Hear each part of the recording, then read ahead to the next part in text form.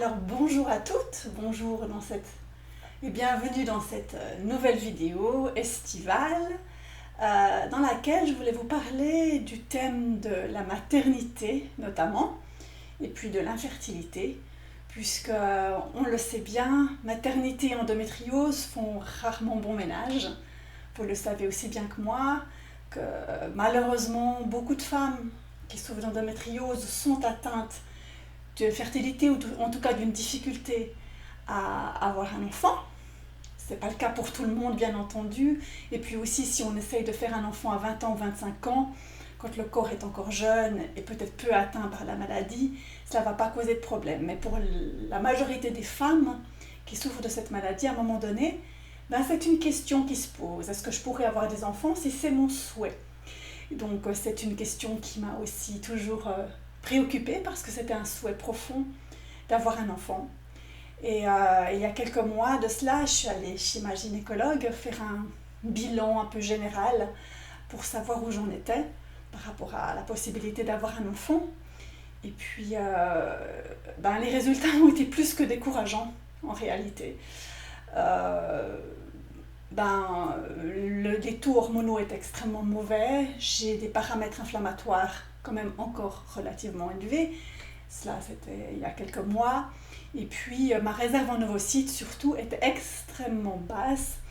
Ce qui se passe c'est que j'ai subi plusieurs opérations d'urgence aux ovaires, donc on a dû me nettoyer les ovaires à cause d'endométriome, donc de kyste ovarien, ce qui fait que dans ces situations d'urgence on a dû pas mal me nettoyer les ovaires et donc enlever des tissus sains, ce qui fait que chimiquement en fait à cause de la chirurgie, ma réserve en ovocytes était extrêmement faible.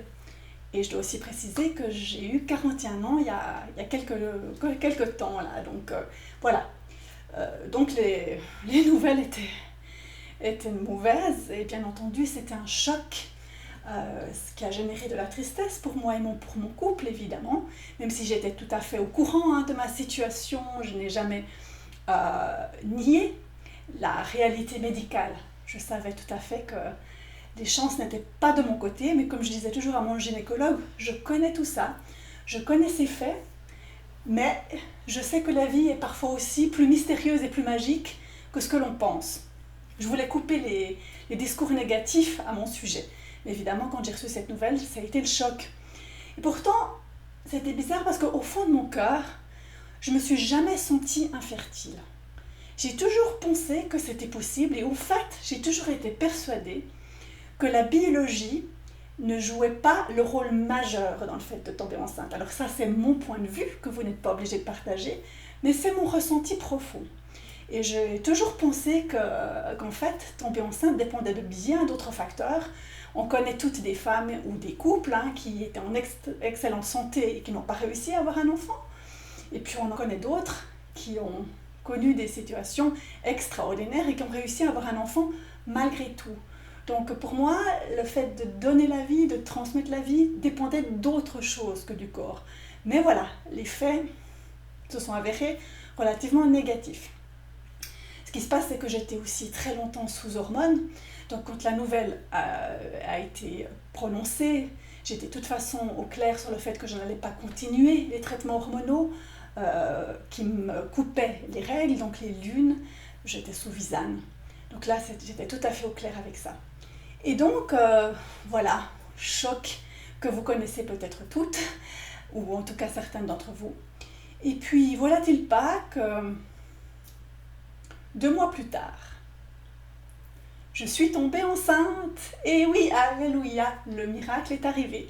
Alors, à ma plus grande surprise, bien entendu, mais aussi à la surprise des gynécologues qui n'en revenaient pas, puisqu'on m'avait annoncé 2 mois avant que, en fait, même une FIV ne servirait à rien. Parce qu'en fait, la stimulation ovarienne aurait amené trop peu d'ovocytes. Je vous rappelle quand même que je viens d'avoir 41 ans, donc tout jouait contre moi. Donc c'est vraiment une situation, on peut dire, qui n'était pas tout à fait idéale. Or, 2 mois après, tout naturellement, je tombe enceinte sans même avoir essayé. Parce que moi, j'ai toujours refusé l'idée d'essayer d'avoir un enfant.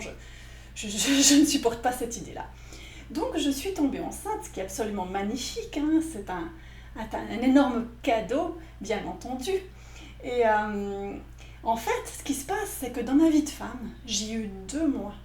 2 mois pour tomber enceinte, à 41 ans, un peu avant 41 ans. Et c'est arrivé. Pourquoi seulement 2 mois, vous allez me demander? Eh bien parce qu'en fait, jusqu'à l'âge de 38 ans, c'était pas concevable. Pour la simple et bonne raison que j'étais dans des relations amoureuses qui étaient, disons, insatisfaisantes, qui ne me permettaient pas d'envisager une grossesse. Et pour moi, en fait, le fait d'avoir un enfant, ça devait être le fruit d'une relation amoureuse. Je ne pouvais pas m'imaginer faire un enfant toute seule, enfin, ça ne faisait pas partie de mes possibilités. Donc je me suis toujours dit, si je préfère attendre une relation amoureuse qui me convient, quitte à renoncer à l'enfance, qui aurait été très difficile, mais voilà, c'était ma vision des choses. Donc j'ai rencontré l'homme avec qui je vis aujourd'hui, avec qui je me suis mariée à l'âge de 38 ans. Et puis ensuite, avec lui, j'étais régulièrement sous Visane, sous traitement hormonal, et puis parfois aussi à l'hôpital. Donc en fait, j'avais pas la possibilité tout simplement de tomber enceinte. C'était absolument impossible. Donc j'ai eu ces 2 mois-là uniquement dans ma vie de femme. Et ça a marché. Alors évidemment, c'est quelque chose de merveilleux. Alors certaines d'entre vous allez me dire, elle a eu du bol. Ouais, c'est vrai, j'ai eu du bol. Mais qu'est-ce que c'est que le bol? Pour moi, le bol, la chance, ça retombe rarement du ciel comme ça tout seul. Alors ça, c'est ma vision des choses. Mais pour moi, la chance, ça se construit. En tout cas, c'est ce que j'observe chez moi et chez les gens qui m'entourent, les gens que j'accompagne. Puisque vous le savez certainement, comme je l'ai expliqué dans différentes vidéos et sur mon site, je me dédie à l'accompagnement des femmes. Et puis, donc j'ai des patientes, j'ai des clientes, je constate ce qui se passe. Donc, pour moi, la chance, ma chance en l'occurrence, a été le fruit d'un grand travail sur moi. Ça fait des années et des années que je travaillais sur la maladie, j'avais besoin de comprendre, j'avais besoin d'y mettre du sens. J'ai essayé à peu près toutes les thérapies qui existaient. Je me suis moi-même formée. Moi, je ne suis pas partie en vacances à l'autre bout du monde. J'ai mis tout mon temps et mon argent dans la compréhension. Donc, j'ai fait vraiment un grand travail sur moi.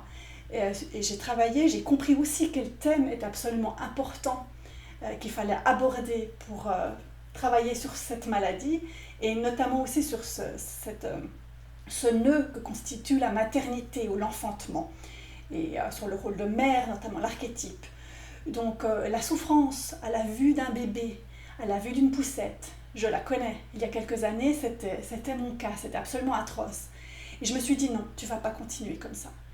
Et voilà, j'ai travaillé là-dessus comme une acharnée et pour en arriver au point où je me disais, en voyant l'enfant, mais c'est magnifique, même si moi je ne peux pas en avoir, c'est magnifique. Pour moi, c'est la vie, un enfant, un bébé, et j'ai envie d'honorer ça, quoi qu'il arrive. Donc vraiment, il y a eu tout un travail entrepris, des thèmes. Et voilà, donc pour aujourd'hui, je voulais simplement vous donner cette bonne nouvelle qui est un message d'espoir en fait. Parce que même si mon histoire est unique, et comme chaque histoire, et qu'on n'est pas toutes amenées à devenir mère biologique, c'est quand même un message d'espoir compte tenu des circonstances. Et donc dans la prochaine vidéo, je vous expliquerai davantage quel a été mon cheminement, quel thème en particulier j'ai travaillé et comment j'accompagne justement les femmes dans ces thématiques-là. Et ce qui, à mon sens, est important de faire pour mettre toutes les chances de son côté pour aller mieux et puis éventuellement ouvrir les possibilités pour avoir un enfant, que ce soit de manière naturelle ou avec l'aide de la procréation médicalement assistée. Voilà, alors prenez bien soin de vous et à bientôt dans une prochaine vidéo.